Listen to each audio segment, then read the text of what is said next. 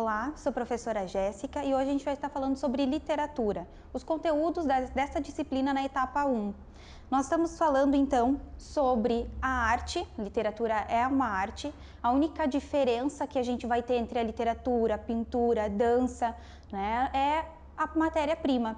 A gente vai ter na literatura a palavra e a linguagem como matéria-prima dessa expressão, né? A arte ela é a expressão do pensamento do homem, a expressão do comportamento do homem.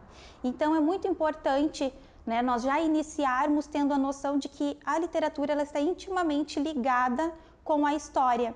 Toda vez que nós falarmos de literatura, falarmos de uma escola literária, nós precisamos ter noção do contexto histórico em que essa escola está inserida para entender o que o homem pensava naquele período, o que o homem tenta expressar nas suas obras literárias. Para falar também de literatura, a gente precisa saber diferenciar um texto literário de um texto não literário, né? Lembrando que a literatura é arte, é para o belo, é estético, né? Para uma leitura de prazer, uma leitura prazerosa, de deleite, enquanto que um texto não literário, ele é um texto informativo. Então a gente vai ter diferenças aí na linguagem desses textos, né? Um texto informativo como uma notícia, um manual de instruções, esses textos ele tem um objetivo diferente, que não é trazer o prazer na hora da leitura, mas sim trazer informações concisas. Então nós falaremos um pouquinho sobre essa diferença, o que é o uso do sentido conotativo, né? O que é o denotativo então e conotativo, porque isso é realmente importante para as questões de prova e trabalho, né? Nós estaremos falando sobre isso na prova. O que é denotação e conotação? Denotação é quando a gente utiliza uma palavra no seu sentido próprio, né? Ou seja, a palavra naquele sentido que a gente encontra no dicionário. Trouxe aqui o exemplo da palavra cachorro. Se nós pegarmos essa palavra, procurarmos no dicionário, a gente vai ver lá a definição dessa palavra, né? É um animal, as suas características, enfim, substantivo, né? Mas a gente tem também o uso conotativo dessa palavra, que quando a gente usa ela atribuindo-lhe um sentido diferente, né? Como aqui nesses exemplos, né? No primeiro exemplo a gente tem o uso denotativo da palavra cachorro. O cachorro da vizinha fugiu essa manhã. Aqui eu estou utilizando a palavra cachorro no seu sentido próprio, é aquele sentido que eu encontro lá no dicionário. Enquanto que aqui na conotação eu tenho a seguinte frase: aquele homem é um cachorro. Eu não estou dizendo que aquele homem é aquele animal, né, que a gente encontra, naquele sentido que a gente vai encontrar no dicionário. Aqui já é atribuído um sentido figurado para essa palavra. O próximo ponto, então, que nós estaremos abordando são os gêneros literários, né? São os tipos de textos que a gente vai estar encontrando na literatura, né? Primeiro, então, é o gênero épico, que é um poema narrado. Vai ser narrado uma história valorizando ali um herói, um guerreiro. Nós vamos ter também o gênero lírico, que é a poesia. O gênero dramático, que vão ser textos utilizados para encenação. Nós vamos ter também o texto narrativo, o gênero narrativo, né, que narram ou contam uma história ou um fato, né, e nas modalidades deste gênero a gente vai encontrar o romance, a novela, conto, crônica e fábula. Sabendo então destes pontos, esses principais pontos sobre a literatura, a gente começa a falar então sobre escolas literárias. Relembrando que a literatura ela é sempre a expressão humana, né, a expressão do homem em uma determinada época.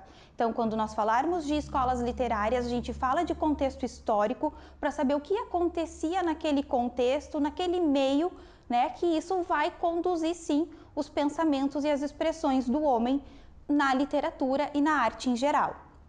Vamos começar a falar então sobre trovadorismo.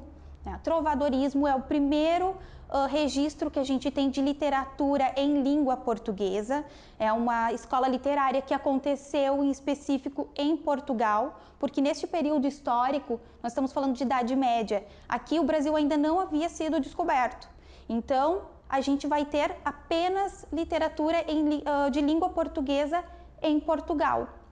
Nesse período aqui, Portugal está se consolidando como país independente, então a gente começa a ter os primeiros escritos em língua portuguesa, numa formação ainda da língua portuguesa. Neste momento, a gente também tem o teocentrismo, né? A visão que se tinha nessa época é que Deus era o centro do universo, era o centro do mundo, né? E isso vai condicionar, sim, os pensamentos do homem nessa época, as suas escritas também. Na produção literária, então, do trovadorismo, nós vamos encontrar as trovas, né? O trovador, ele fazia as cantigas, que é uma poesia com instrumentos, né? A lira, a flauta, a harpa. Ele utilizava esses instrumentos para musicalizar, dar musicalidade a essas poesias. Nas cantigas a gente tem 4 tipos, né? Isso é bem importante, também nós vamos encontrar questões sobre isso na prova. São as cantigas de amigo, cantigas de amor, cantigas de escárnio e as cantigas de maldizer. Nós vamos então especificar um pouquinho, né, sobre a diferença, sobre as características dessas cantigas. Lembrando que o trovador, nessa época, era alguém da nobreza, né? Então a gente vai ver aí alguém que tinha uma linguagem culta, tinha acesso à cultura, então a linguagem ela é toda rebuscada, né? Então a cantiga de amor, a gente vai ver que o eu lírico é masculino, né? Ele está se dirigindo a um objeto feminino, uma mulher, ele endeusa essa mulher, ele exalta sua beleza. A gente vai ver então uma linguagem, retomando, rebuscada, uma linguagem formal, e como se tinha a visão ali do teocentrismo, nós vamos ver esses aspectos nessas obras também, se falando muito em Deus, né? Nas questões da divindade. E na cantiga de amigo, a gente tem uma diferença aí no eu lírico. O eu lírico é uma mulher que se dirige a um homem, né, ao amigo, namorado, né? E esse namorado geralmente é um mentiroso, né? Que a abandonou. Então a gente vai encontrar obras ali em que a mulher ela está apaixonada por esse cara, mas ele a abandonou, né? Então também nós vamos encontrar ali por vezes súplicas a Deus, né? Trazendo de novo essa questão muito evidente desta época. A outra, né, cantiga é a de escárnio e maldizer, né? São 2 cantigas satíricas, né? Elas estão voltadas a críticas, a sátiras realmente. A diferença é que a cantiga de escárnio, ela é indireta. Se faz uma crítica, mas ela não está evidente a quem, né? E na cantiga de maldizer, eles já deixavam escancarado quem era o alvo dessa crítica, né? Davam nomes a esse alvo. Passando então, né, do trovadorismo, a gente vai falar um pouquinho sobre o humanismo. Aqui nós já temos uma diferença no comportamento humano, nas suas visões, nas suas valorizações, né? Enquanto que no período do trovadorismo nós tínhamos o teocentrismo, a visão de Deus no centro do universo, aqui já se passa a ter um novo conceito, né? Se tem o conceito de que o homem, ele é o centro do universo. Então aqui a gente vai ver uma valorização do homem, das suas emoções. Nós vamos estar vendo que se é valorizado mais a questão de debate, de pensamentos diferentes. Nós temos aqui uma valorização também do método científico, e isso faz com que as visões, os sentimentos também sejam diferentes daquela época então em que nós estávamos falando, né? Um período que o comportamento do homem começa a mudar.